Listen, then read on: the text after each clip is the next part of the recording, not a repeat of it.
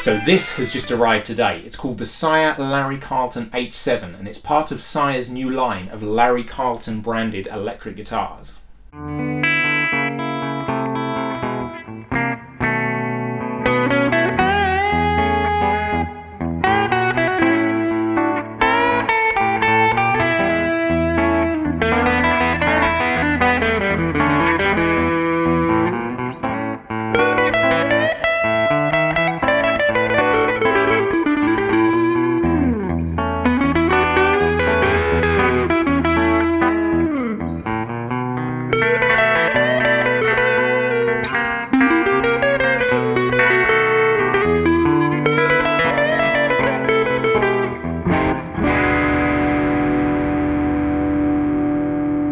So I was really excited about playing this guitar because I've played quite a few Sire instruments before. So I've played the Marcus Miller basses and this is a Sire acoustic guitar as well. Now the thing that's really made Sire guitars stand out in the past and basses is the electronics. They do everything themselves. They do their own electronics, they do all their own hardware. So I guess that helps them to keep the prices down. So this is my Marcus Miller bass and it's got a really lovely preamp which runs off two 9-volt batteries. This is a Sire acoustic guitar here which also has a preamp on it, and it's always been the electronics that make these guitars stand out. So the question is, can Sire compete with this range of Larry Carlton guitars when all they're using is passive humbuckers, and on their Strat model they've got Fender style single coil pickups as well.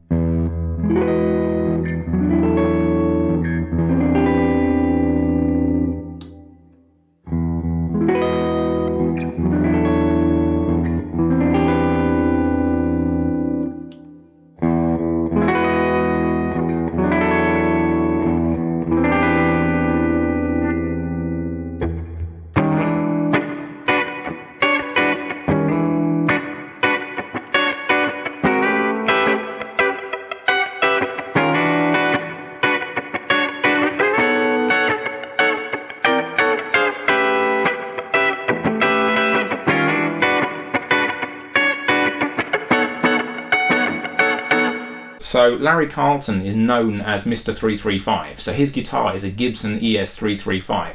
So I guess what they're trying to do with this guitar here is capture the kind of spirit of a Gibson ES335, but in a more affordable package. So in that sense, you could think of them as being kind of trying to compete with Epiphone. If you're looking to experience the ES335 experience but on a budget, are you better off going for an Epiphone or are you better off going for a Sire? And I actually have an Epiphone Riviera on the wall behind me, so let's have a listen to that.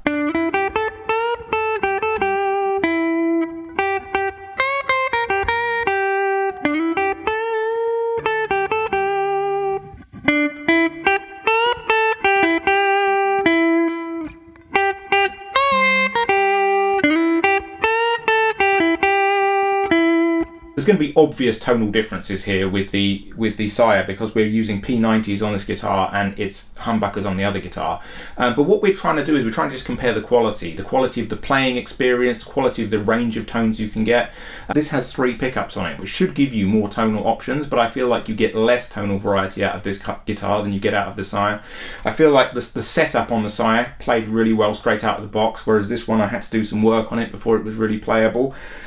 So there's a few things where I think the Sire just feels like a kind of more high-end guitar.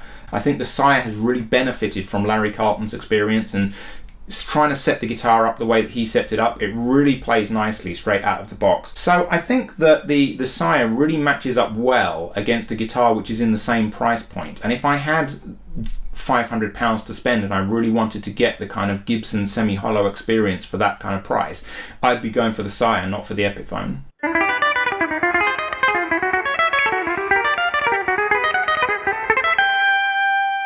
So I've been trying to get a sense for what this guitar can do by playing through different patches on my Helix LT. Let's have a listen to some chords and I'll switch between the different pickup positions.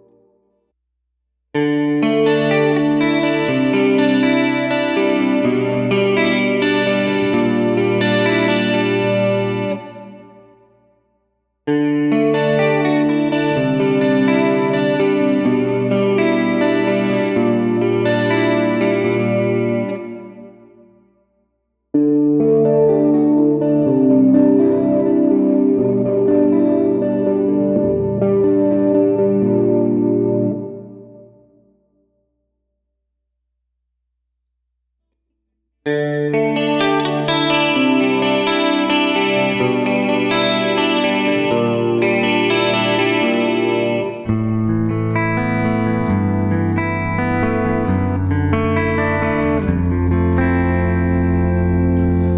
now let's have a listen to it with a bit more gain added to it. This is the bridge pickup.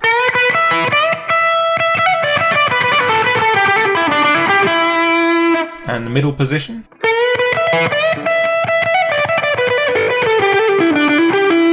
And the neck pickup.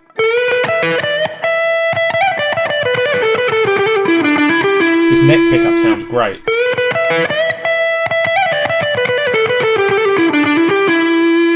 Let's try some power chords.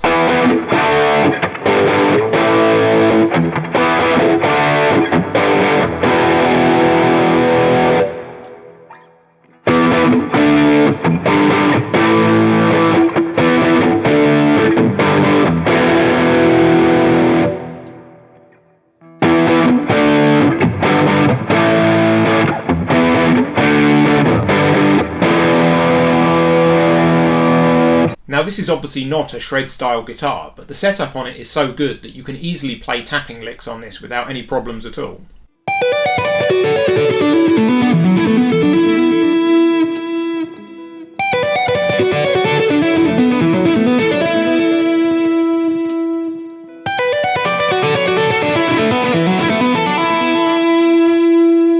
Now let's try and get some jazz tones out of this neck pickup here, first of all with the tone rolled off.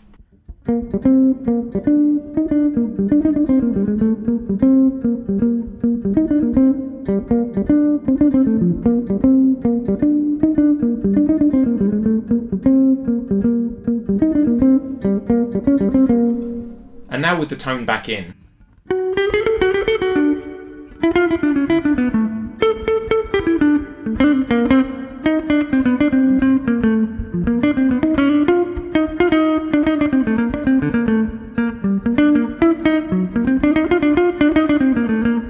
So ultimately this is a Gibson style solid block guitar with humbuckers on it, so it can really do any of the things that you would expect a humbucker guitar to be able to do.